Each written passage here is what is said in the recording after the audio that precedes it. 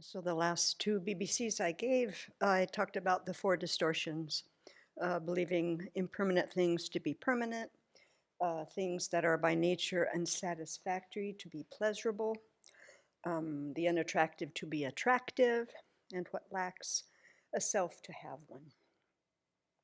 So I began looking at these a while back after hearing Geshe Topke's teaching, where he said, all efforts to get what I need in this life are only going to bring suffering. Now, I've said this sentence out loud a lot of times now, and each time I squirm.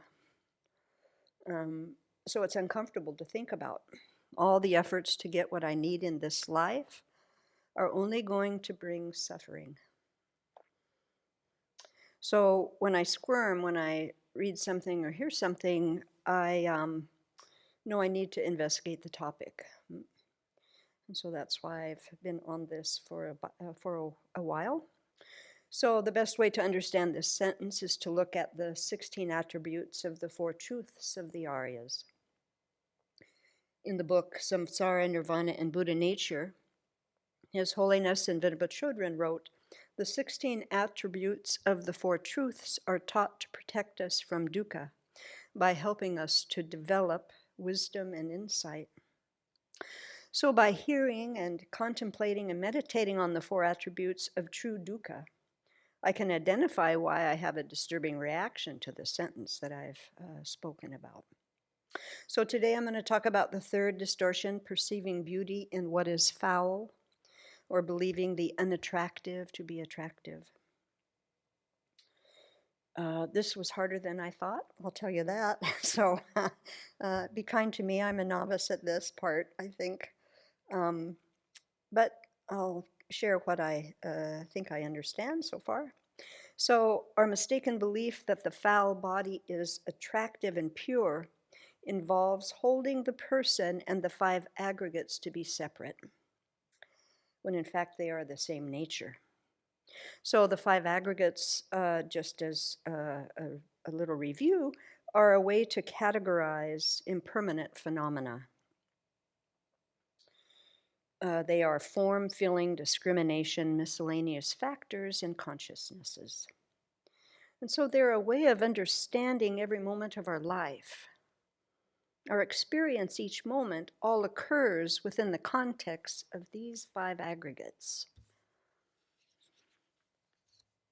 When speaking of the five aggregates that constitute a person, the form aggregate refers to the body. Now, when I think about myself, I don't think about my aggregates. I think and act as if I'm separate from them. I mostly act through the lens of me, which seems, if I don't think about it, but just act, it seems permanent, not changing, unitary, not made of parts, independent, not dependent on causes and conditions. Now, of course, intellectually, I know I'm not permanent and unitary, independent, but I don't act that way. So there's a disconnect there. So such a self or soul that has a nature that is entirely different from that of this impermanent aggregates here. This self or soul is forever unchanged, monolithic, all-encompassing, and completely separate from conditioned phenomena. So our aggregates in reality lack a permanent, unitary, and independent self. Believing this, we can see other bodies as beautiful, ignoring the full picture of what a body is. And we put so much energy into our bodies to keep them attractive, or we worry that they're not attractive enough. We relate to our body as unchanging, and we're surprised when it starts to fall apart. We see other bodies as pleasing, as beautiful, unchanging, and distorting what the body really is. This only brings misery, brings dukkha. So we want to eliminate this confusion, this ignorance, because the more confused we are, then the more destructive we act, and the more dukkha we experience in this life and in future lives. So we need to investigate this unawareness we have of the body. We need to familiarize ourselves with the reality of the body. The problem is how we understand, pay attention to, and regard our and others' bodies. So if we took each part of a body of a person we found attractive, or ourselves, we can do it either way. So take the nose, the eyeballs, the ears, skin, liver, kidneys, colon, put them out on the table. Pretty disgusting. Yeah, very disgusting, actually.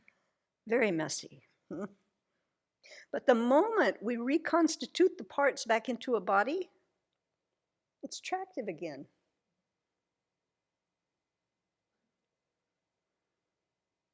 It doesn't appear disgusting anymore.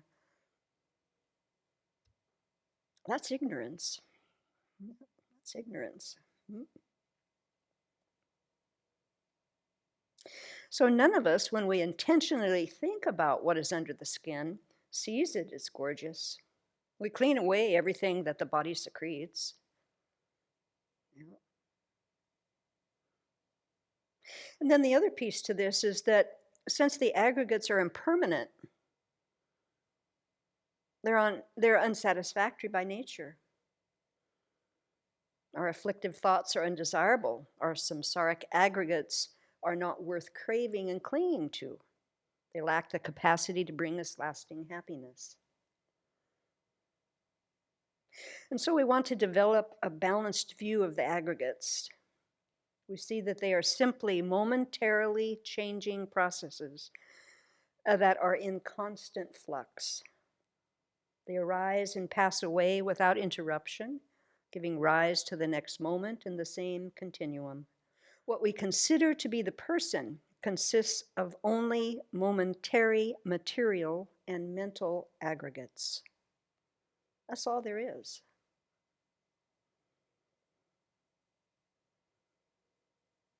The aggregates change, consist of parts, and are influenced by causes and conditions.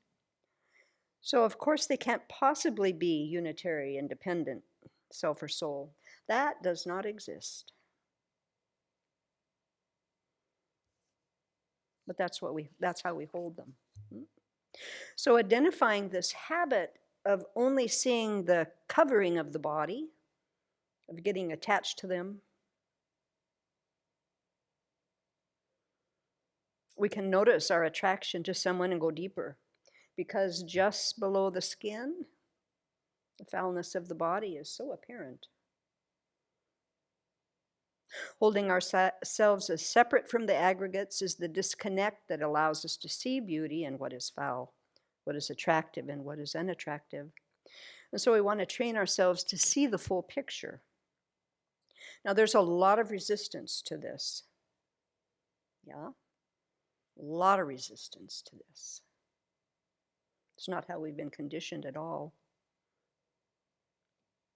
But if we remember the pain we experience when we believe in our distortion, that helps decrease this resistance. So all the times that we've been attracted to someone and we see only their positive attributes and we don't see the full picture, what's the result of that? Pain and suffering.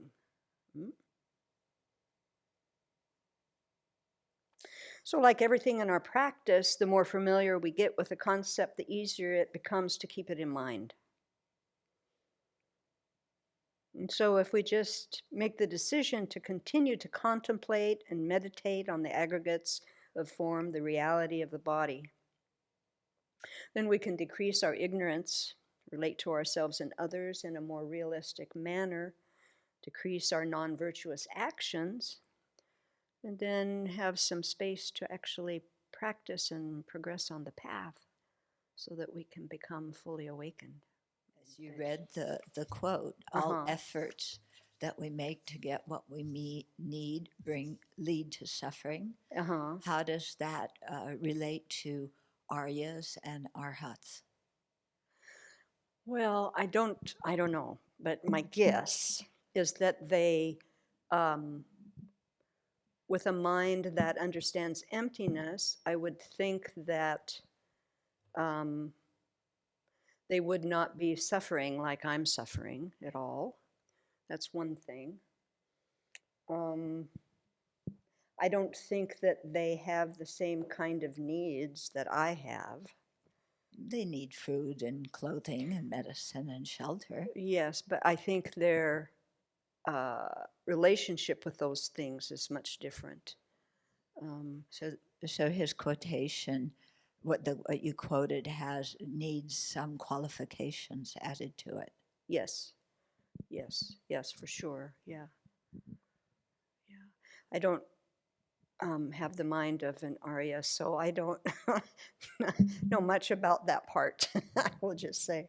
But I know that the needs that I have every day, if I look at them closely and consider what I'm doing, most likely bring me suffering. That part I know. Yes, the quotations referring to sentient beings under the influence of afflictions and karma. Yeah, us ordinary folk, or this ordinary folk.